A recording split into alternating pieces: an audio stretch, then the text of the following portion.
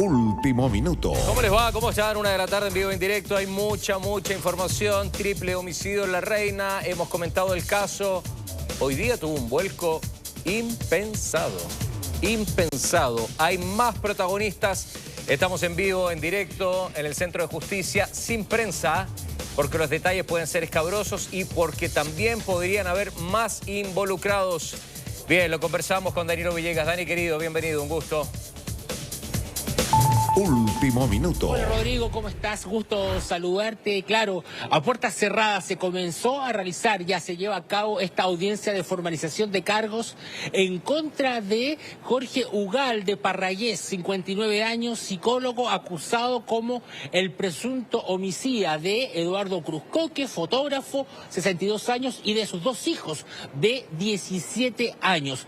Para ir entendiendo esta historia, para hablar del vuelco total que dio este caso policial realmente increíble, hay que remontarse al 18 de octubre. Fue ese día cuando queda a la luz la muerte de este fotógrafo que participaba activamente en Teletón también, donde sus hijos también iban a Teletón. De hecho, él tenía un pasaje para unos días posterior a su muerte ir a grabar una de estas historias que vemos en la transmisión de la Cruzada Solidaria. Justamente es en ese contexto en donde el 18 de octubre él fallece en su casa en la comuna de La Reina. Junto con él también fallecen sus dos hijos. En un momento se habló de un parricidio, que él habría matado a sus hijos y posteriormente se habría suicidado, pero esta historia nunca calzó en el círculo más íntimo de Eduardo Cruzcoque, primo del senador Luciano Cruzcoque. Nunca calzó, no tenía lógica, y de hecho eso era lo que hacía que sus cercanos dijeran: hay que seguir investigando. Inclusive la misma madre de los dos adolescentes fallecidos decía: para Eduardo sus hijos eran su prioridad, él se desvive por sus hijos, no puedo creer que él los haya asesinado. Y claro, tenían razón, porque la investigación de la Policía de Investigaciones comenzó a acercar todo lo que se estaba investigando, comenzó a posicionar sus ojos en algunos sospechosos y también en algunos elementos que no eran congruentes en torno a los relatos que se entregaban y algunos elementos que se habían encontrado también. Por ejemplo, nunca hubo un móvil para este crimen. No había, por ejemplo, algunos elementos asociados a un robo en la casa. Entonces era todo muy extraño.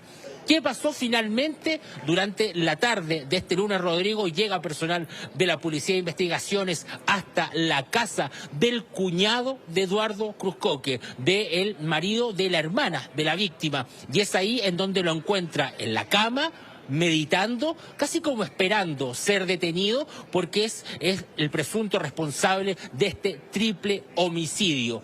¿Cuáles son las pruebas? ¿Cuáles son las motivaciones? Son varios los elementos acá que tenemos para conversar, Rodrigo Sepúlveda. Lo cierto es que por ahora uno de los elementos claves en esta investigación es la incongruencia en su relato, que va apoyado con un video de cámara de seguridad al que tuvimos acceso y que tiene relación con que este psicólogo decía que él a determinado horario salió a pasear a su perro, salió a correr con su perro. Claro, el dato que omitía era que junto a su perro iba junto a una bolsa que llevó hasta el canal San Carlos ese 18 de octubre y que lanzó hacia el agua. Es decir, en esa bolsa podría estar evidencia clave, como por ejemplo el arma homicida, que nunca apareció. Y es ese uno de los elementos clave que finalmente posicionan sus ojos de los investigadores en este sujeto de 59 años. Además, junto al cuerpo de Eduardo Cruzcoque se encontró un arma fogueo, arma que había sido adquirida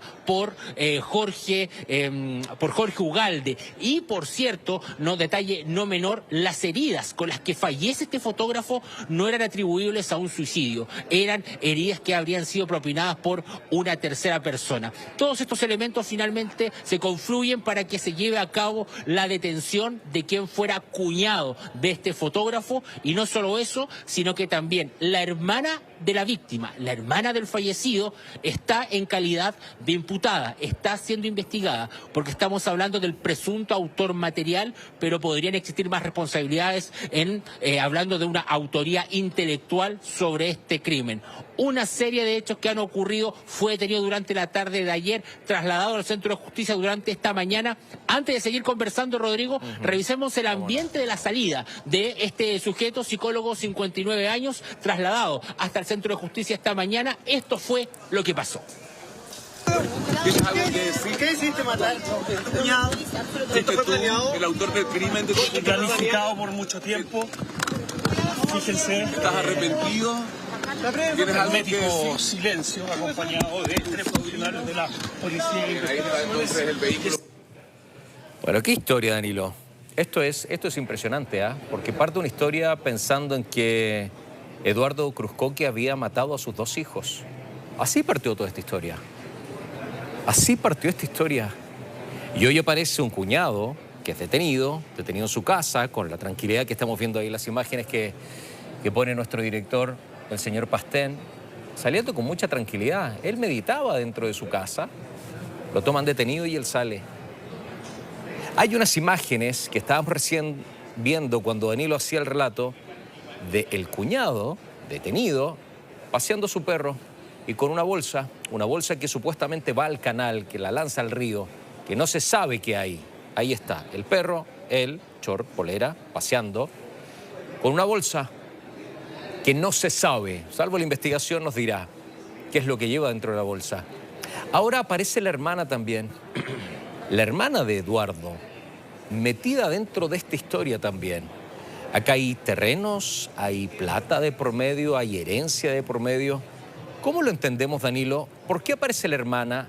¿Y qué tienen que ver terrenos, propiedades, dinero, herencia acá para terminar con la vida de Eduardo y sus 2 hijos? ¿Cómo podemos entender eso, Danilo? ¿Cómo tanta maldad? A ver, sí, acá hay que remontarse al año más o menos 2014. Es acá en donde, esta es una de las líneas investigativas, Rodrigo, y eso lo aclaramos antes de comenzar este relato. El año 2014, la hermana de la víctima, estamos hablando de Trinidad Cruzcoque, su nombre ya ha sido público, ella, que está ahora en calidad de imputada, tiene conforma una sociedad inmobiliaria junto a su esposo. Estamos hablando de Jorge Ugalde, y junto a ellos 2, los padres de los hermanos Cruzcoque. ¿Qué pasa posteriormente? Esta sociedad inmobiliaria tiene un terreno en la comuna de La Reina, donde se encuentra justamente el domicilio en cuestión, en donde ocurre el homicidio, también el terreno en donde vive el psicólogo hoy día detenido, es un terreno grande, y además 2 departamentos en la comuna de Santiago. Todo esto está evaluado en cerca de 1.000 millones de pesos. Contamos este contexto para ir relatando posteriormente que en un momento fallece el padre de los hermanos Cruzcoque. Luego, hace 3 años atrás, fallece la madre de los hermanos Cruzcoque. ¿Qué pasa acá? Que posteriormente acá ya la herencia recae también parte en Eduardo, al fallecer madre y padre. Y es acá en donde habría comenzado el conflicto. Se le habría pedido a Eduardo que vendan el terreno de La Reina. Él no habría querido, porque él vivía ahí junto a sus 2 hijos de 17 años, hasta octubre, que es cuando fallecen, y es ahí en donde él se oponía a estas ventas. Este habría sido clave, esto habría sido uno de los motivos para finalmente concretar el homicidio. Se habla de un móvil económico con una herencia de por medio y que generó finalmente toda esta historia. La madre de los adolescentes fallecidos comentó en algún momento, junto con decir que Eduardo era quien se desvivía por sus hijos, que Eduardo vivió un episodio muy particular el año 2024, en noviembre, hace un año atrás. Él terminó intoxicado luego de comer unos helados que le había regalado Jorge Ugalde junto a su esposa, la hermana de la víctima, del fotógrafo. Él comió estos helados hace un año y termina intoxicado. Lo que podría uno imaginar, o al menos es válido especular, es que podría haberse tratado de un intento de intoxicación. ¿Y por qué esto toma tanta fuerza, Rodrigo? Porque la causa de muerte de los dos hijos de Eduardo Cruz Coque es asfixia. Asfixia, pero sin lesiones atribuibles a terceros. Es decir, se habla posiblemente de un envenenamiento que pudo haber sido algún elemento que fue suministrado a los dos adolescentes y posteriormente se le habría quitado la vida a el fotógrafo de 62 años. Todos estos elementos forman parte de una acusación que está realizando a esta hora el Ministerio Público al interior de una de las salas acá del edificio B del Centro de Justicia, en donde ya ha comenzado esta audiencia y en donde se barajan esta serie de posibilidades. Pero el móvil sería económico el que habría provocado todo este hecho y que tiene hoy día a la hermana de Eduardo Cruz Coque también en calidad de imputada, es decir, está siendo investigada junto con ellos dos. Con el psicólogo detenido y su esposa, está también una amiga de este matrimonio que también está en esta misma condición y que está siendo parte de toda esta investigación. Entonces, Rodrigo, sobre la mesa, esos son los antecedentes que hoy día nos dan a entender que existe acá un móvil económico tras este triple homicidio. Claro, qué tremendo resumen que hiciste, Danilo. Qué tremendo resumen. Muy difícil condensarlo en tan poco tiempo, fuiste capaz de hacerlo. Donde aparecen personajes que hasta hace horas estaban ocultos, que no existían, el cuñado, la hermana, Trinidad en este caso, que no existían. ¿Cómo se destapa todo? ¿Cómo se llega? ¿Por qué se sigue investigando? Si para muchos la historia ya era así. Eduardo había asfixiado a sus hijos y después se había suicidado, había terminado con su vida. ¿Por qué prosigue? ¿A quién le gatilla un poco esto de decir, hay que seguir con la investigación, hay que mirar porque Eduardo era incapaz, amaba a sus hijos? ¿A quién se le ocurre empezar a escarbar, a seguir con la investigación para terminar con lo que estamos en el día de hoy, Dani? Mira, Rodrigo, hay algunos elementos también que son clave en todo el proceso de esta historia, como por ejemplo que el cuerpo de Eduardo Cruz Coque aún está en el servicio médico legal desde el 18 de octubre. Para entrar en el contexto, para posicionarnos en el lugar en el que ocurre este homicidio, cuando aparece el cuerpo sin vida de Eduardo Cruz Coque, que dicho sea de paso, su cuñado, Jorge Ugalde, es el que da aviso a carabineros que están los tres cuerpos sin vida al interior del domicilio. Cuando encuentran el cuerpo, al lado hay un arma.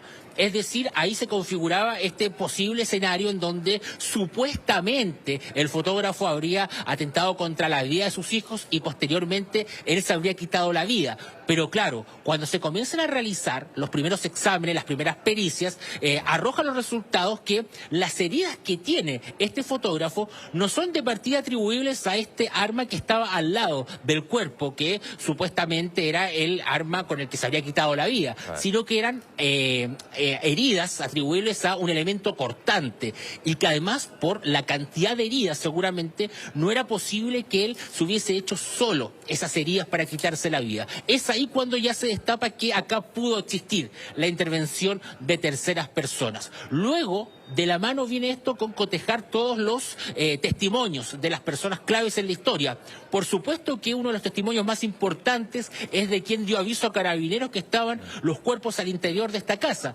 Y es ahí en donde este relato comienza a ser incongruente en torno a lo que van marcando las cámaras de seguridad del sector de ese mismo día, horas previas a que se encuentre el cuerpo. Es ahí donde aparece este video que hemos visto, en donde Jorge Ugalde aparece con su perro caminando, pero con una bolsa en sus manos, que posteriormente arroja al canal y regresa sin esa bolsa. Él decía que a esa hora él andaba trotando con su mascota. Es decir, ahí ya se comenzó a acercar definitivamente toda esta investigación para llegar a este hombre de 59 años. Seguimos escuchando declaraciones en torno a este vuelco total que ha dado esta historia policial en la comuna de La Reina.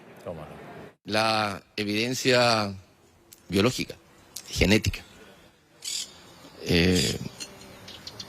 el trabajo de análisis y todo el cruce de información de lo netamente investigativo permitió generar nuevas aristas, ir planteando, descartando hipótesis, planteando otras, se establecieron algunas premisas y todo está orientado a lo que usted plantea, pero obviamente un hecho grave, tiene motivaciones bien claras, definidas. No es mucho lo que puedo plantear, en razón de que los detalles se van a exponer por parte del Ministerio Público y la misma audiencia de formalización.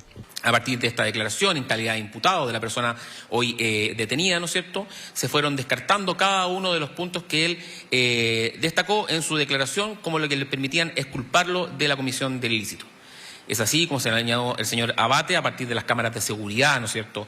A partir de evidencia genética del sitio del suceso, se pudo descartar cada una de sus teorías, solicitando el día de hoy una orden de detención por el homicidio calificado, ¿no es cierto?, de estas 3 personas, la cual se materializó, como señaló el señor Abate, el día de hoy en la tarde en su domicilio de La Cañada, mismo domicilio donde se cometió el delito. Se logra establecer que este hecho no correspondía a un robo, sino más bien a un homicidio.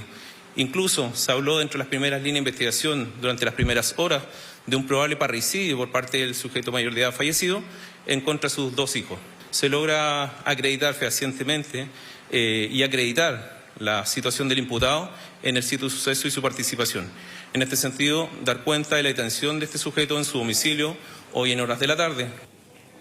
Qué tremendo, ¿ah? Qué tremendo. Y todo por una sociedad familiar millonaria. O sea, acá hay herencias, hay plata de por medio, hay propiedades de por medio. ¿Cómo puede llegar un ser humano a esto? A pelearse por herencias, por plata, discusiones, cuando ya las personas que te dieron la vida están en el cielo. O sea, y terminan en esta historia, una historia familiar donde confluyen matándose. O sea, esto es tremendo, es una historia tremenda, macabra. Va a quedar a la historia de los anales de nuestro país como una de las historias más macabras. Absolutamente lo que estamos escuchando es terrible. Es terrible, con tanta maldad, con tanta rabia, y se llega a esto, compadre, se llega a esto. Danilo, sabemos que lo que está pasando en el Centro de Justicia es sin prensa, por varios motivos. Nosotros vamos a tener acceso a la información de lo que se está diciendo ahí para que no se oculte información, para que se entregue la información real, verídica, para ir poniéndole un punto final a esto y saber efectivamente qué es lo que sucedió acá. A ver, vamos a tener acceso a algunos elementos de lo que se exhiba en esta audiencia en voz del fiscal una vez que esto termine. Lo que estimen conveniente es que se pueda compartir, seguramente respondiendo a la pregunta de los periodistas. ¿Por qué en reserva? Seguramente tiene relación con que hay más personas que están involucradas en esta investigación. Esto, si se abre de manera pública, finalmente puedes poner de sobreaviso a otras personas que son materia de investigación, que podrían eventualmente tener algún tipo de participación en esta historia, y es por eso que se toman estos resguardos finalmente de realizar esto a puertas cerradas por el bien de la investigación finalmente, y esa es la explicación. Rodrigo, fíjate que hay otros elementos que no hemos mencionado y que también dan parte y forman parte de esta verdadera historia policial que da este tremendo vuelco, como por ejemplo que el asesino habría utilizado una máscara al momento de realizar este triple homicidio. Esa máscara habría arrojado las pericias que se realizan en material ADN en relación justamente que lo vincula, por supuesto, con este psicólogo de 59 años, hablamos de Jorge Ugalde. Ese es otro de los elementos claves también que se toman en cuenta al momento de concretar la detención de este sujeto y quien está siendo acusado de ser el presunto autor de este triple homicidio. Un hecho, recordemos, que cuando se destapa, es la familia la primera que dice: esto a mí no me cuadra. Hay personas que dieron entrevista a los 2-3 días que se conoce la muerte de los 2 adolescentes y de su padre. Inclusive el vocalista de UPA, que es primo de Eduardo Cruzcoque, justamente también decía en una entrevista 2 días después que esto se sabe: yo digo que el 99.9% que mi primo no tiene nada que ver en la muerte de sus 2 hijos.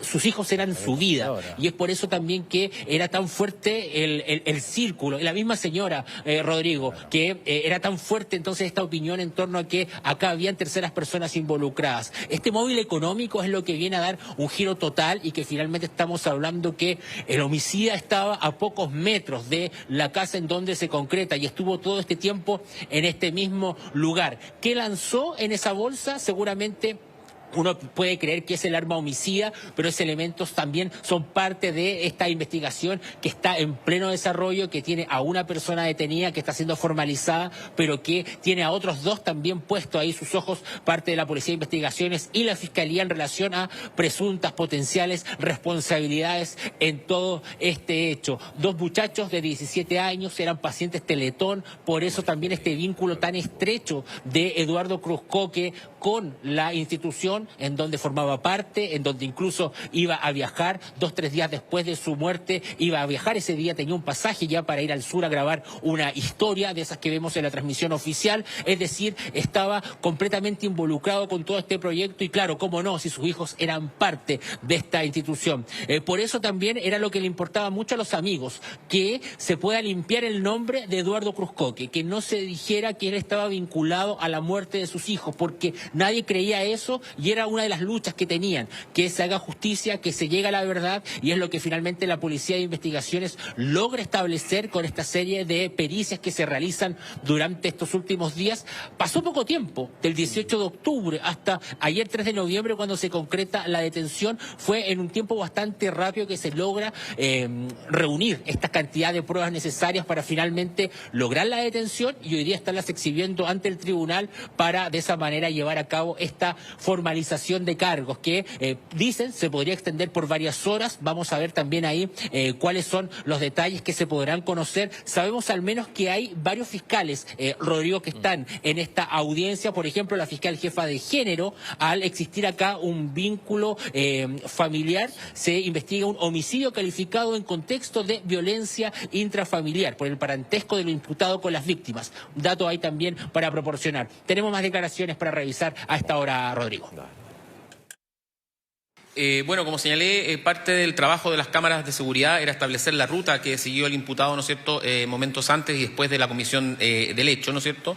Esto nos permite establecer que el imputado, ¿no es cierto?, se deshace de un elemento, ¿no es cierto?, que estamos en materia de investigación que contenía dicho elemento, pero se contradice con lo señalado en su declaración, que él solamente salió a correr con su perro, ¿no es cierto?, solamente a dar una vuelta cerca de su domicilio para luego volver en horas que tampoco pudieron ser corroboradas mediante las cámaras de seguridad. O sea, lo que están marcando acá, lo digo porque lo escucho con mucha fuerza, la última entrevista a la Fiscalía, estableciendo ya la culpabilidad de Jorge Ugalde. Es más, describe los hechos, describe su posición y su forma en cómo se expresa y la poca duda, porque no escucho que ponga alguna palabra en condicional, por lo menos en esta frase, nos indica que él es el principal hoy día acusado y responsable de esto. Hay que esperar lo que dicen después en el Centro de Justicia, en esta formalización, para si efectivamente es él el gran culpable. Pero, ¿qué papel juega acá la hermana, Danilo? ¿Por qué aparece la hermana de Eduardo, Trinidad? ¿Por qué aparece dentro de esta historia? ¿Quién la toma para involucrarla dentro de esto? Claro.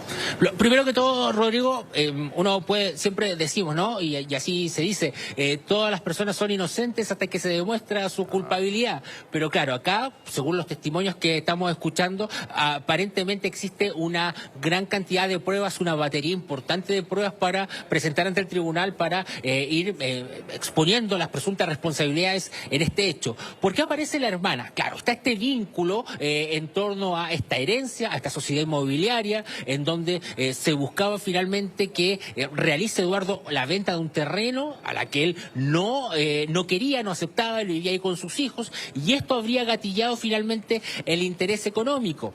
Se comentaba hoy día en Mucho Gusto en la mañana, de hecho, ¿por qué también asesinar a los 2 hijos? ¿Por qué no solo a Eduardo? Claro, porque los 2 hijos son los herederos también de esta porción, parte de la herencia en cuestión. Entonces es ahí en donde viene la explicación. No bastaba solo, y perdón que lo diga así tan fríamente, pero no bastaba solo con asesinar a Eduardo, sino que también tenían que terminar con la vida de los 2 herederos para que de esa manera esa parte de la herencia quedara en manos justamente de acá, de estas personas involucradas. Y es por eso que se explicaría finalmente el actuar de este sujeto. Y es ahí, en este vínculo matrimonial, marido y mujer, entonces, donde aparece el nombre de la hermana de Eduardo Cruzcoque, que, reiteramos, hasta ahora está en calidad de imputada. Ella no ha sido detenida, está siendo investigada, pero evidentemente que su nombre debe ser investigado al existir un vínculo tan fuerte e importante con el presunto homicida de este padre con sus 2 hijos. Es ahí donde aparece el nombre de ella y en donde está también, se está manejando esta investigación que está en completo desarrollo, Rodrigo. Danilo, quédate ahí.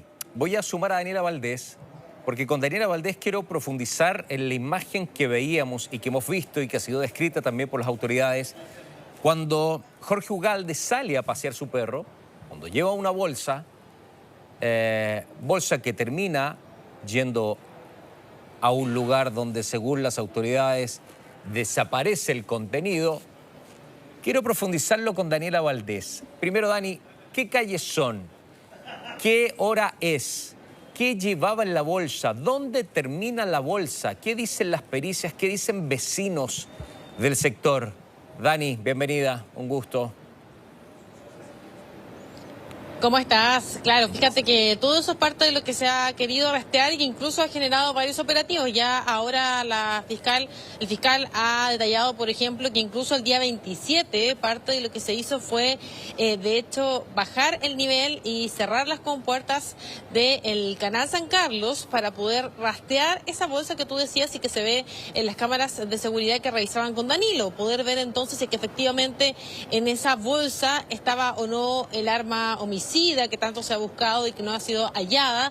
Y fíjate que no se logra dar con eso, pero todavía están en pericia esas cámaras. Y hoy día, parte de lo que también se va a conocer en la audiencia, son otras imágenes que han sido entregadas de parte del municipio, incluso de casas que hay en el sector de La Reina, de la Cañada, y que también podrían ser clave en el relato que finalmente termina poniendo en jaque a su cuñado y que además generan esta detención. Hay varios registros, el que conocemos es el que ustedes revisaban con Danilo, pero hay otros que van a ser expuestos en la audiencia y que también podrían dar pistas de lo que hace finalmente con esa bolsa. Yo les decía que el operativo que se realizó el día 27 para poder secar el canal no dio resultado, pero sí hay otras cámaras que abren la esperanza de que se pueda encontrar y pueda entonces ahí sí darse con esta arma. Ahora, decía hoy día acá el fiscal, antes de entrar también a la audiencia, que más allá de que no se encuentre el arma como tal, la cantidad de pruebas que va a exponer en la audiencia, que ha pedido solamente la Fiscalía para poder llevar a cabo la formalización, 2 horas de exposición, es suficiente como para poder vincular al cuñado y situarlo ahí como un actor importante en este triple homicidio. Así que seguramente lo vamos a conocer eso y él se ha comprometido a que una vez que termine la audiencia también va a entregar ese detalle de lo que se expuso, pese a que sea puerta cerrada, como lo ha comentado Danilo. Bueno, vamos a revisar parte de lo que también fue la declaración que entregó el alcalde, que también cooperó desde el municipio con estas imágenes que tú decías también son muy importantes. Dale.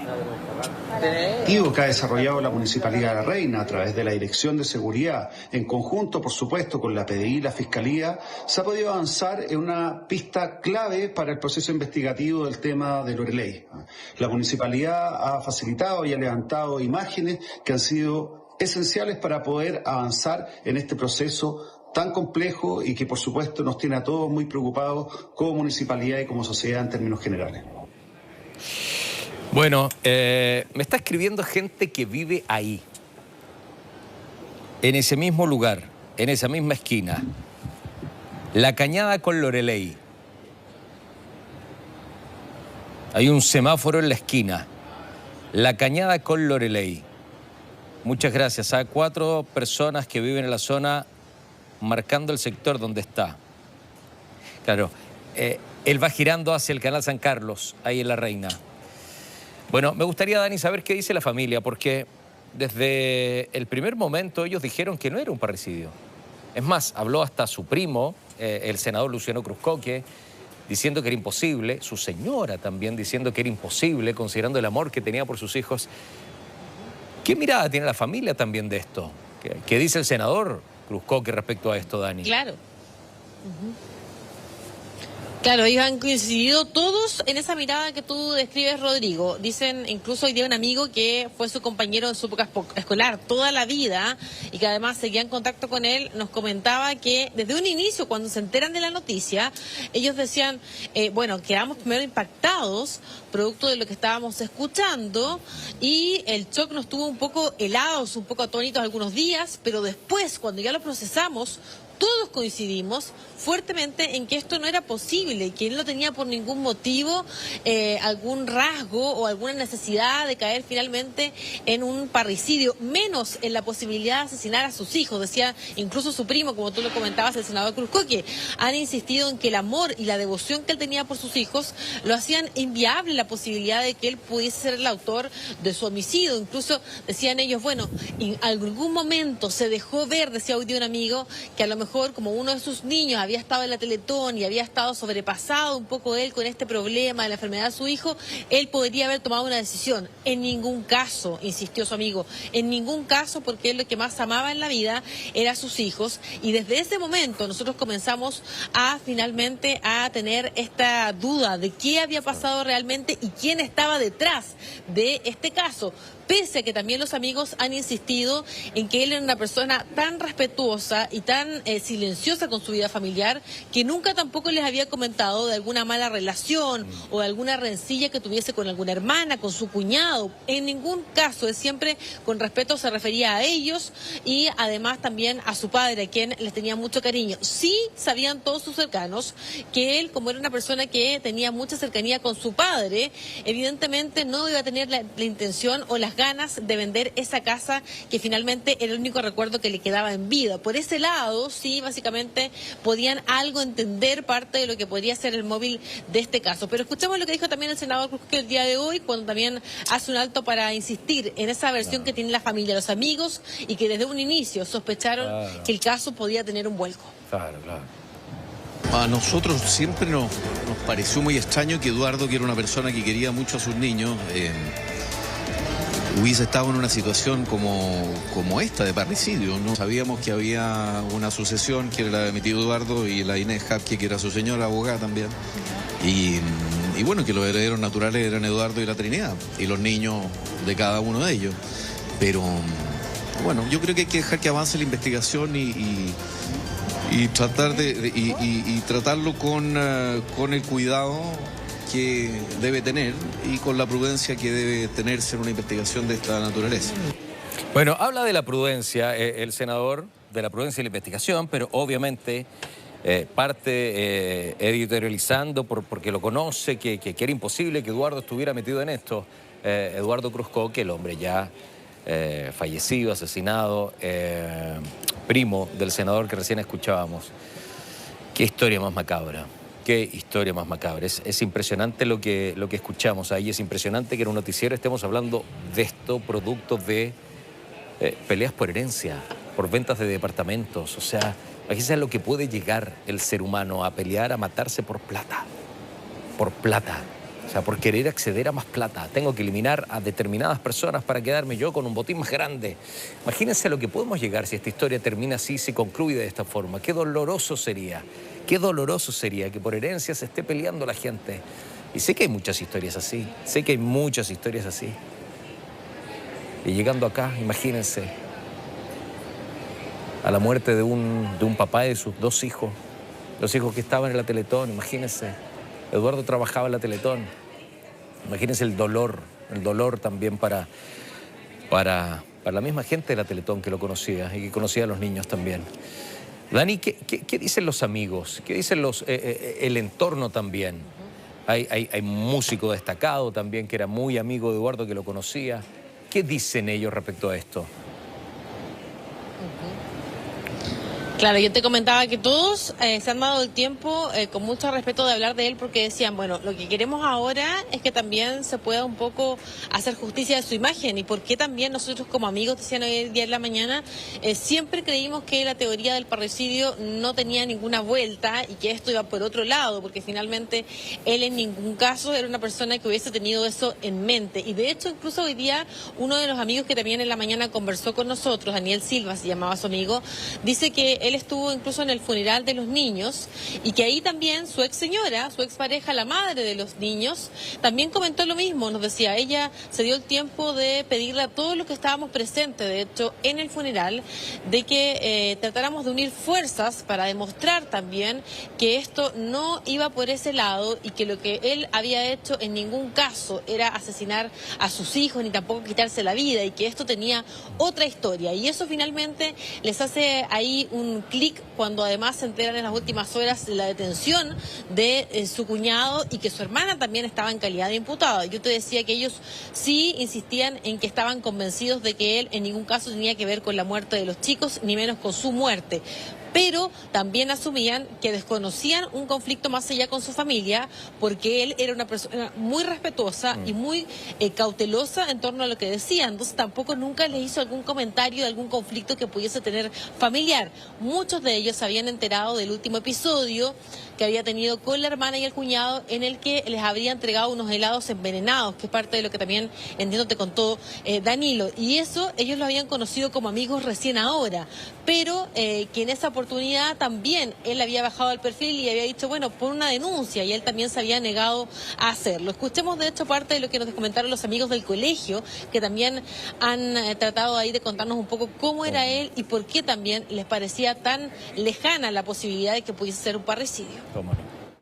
Y bueno, y ahí en primera instancia cuando empezaron a hablar del parricidio, suicidio, bueno, impactante, quedé en shock mucho rato, me pareció increíble, o sea, no está esto es una pesadilla, no está pasando, no es verdad. Nunca conversó, nunca me contó, nunca hablaba mucho de su hermana, nunca me dijo que tenía un cuñado, que vivía con ella, o sea, pero dentro de todo igual uno como que, o sea, se cuestiona que su hermana única, pero eran ellos dos nomás, pueda haber estado o puede estar tras esto.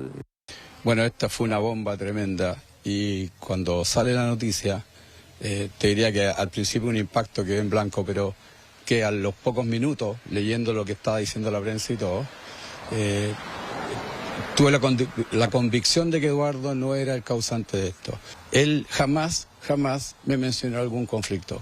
Él siempre me hablaba de las cosas positivas de la familia. Además, bueno, yo no soy investigador privado, pero cuando empezaron a conocer antecedentes de cómo lo encontraron y todo, también me parecía, independiente de lo que yo piense de Eduardo, me parecía inverosímil que dijeran que se había suicidado una persona en la forma que lo encontraron. Bien, todos coinciden entonces en que el caso iba por otro lado y finalmente el tiempo les terminó dando la razón. Lo que ellos esperan ahora como círculo más cercano es que también se pueda armar el puzzle, entender cómo ocurrieron las cosas y por supuesto decían ellos que pague con la condena más dura quien resulte o quienes resulten responsables en este caso. Así que ahí vamos a estar muy pendientes porque también ellos están a la espera de que la Fiscalía autorice la entrega del cuerpo de su amigo para que así también le puedan dar un descanso. Recordemos que esas pericias que tenía que hacer y que tenía pendiente la Fiscalía han hecho que su cuerpo todavía esté en el servicio médico legal y solo después de esta audiencia, de un par de informes más que también están esperando para poder aclarar si es que no van a formalizar o no a la hermana, podrían recién entregar el cuerpo y despedirse de su amigo. Claro, Daniela habla en plural porque en el Centro de Justicia podríamos encontrarnos con la sorpresa de que existan más personas involucradas. Ajá. Por eso que, primero, por detalles escabrosos y segundo, por participación de terceros, otra vez en plural, es sin prensa. A mí me hubiera gustado que fuera con prensa, obviamente, o por lo menos privada, que hubieran estado presentes para que no se escape ningún detalle también de esta investigación. Pero es por eso. Y lo otro es porque el cuerpo también está en el servicio médico legal, que tiene que ser entregado también post-investigación para su despedida de su familia, obviamente. Daniela, gracias por todo. Muchas gracias. Qué durísimo, qué durísimo.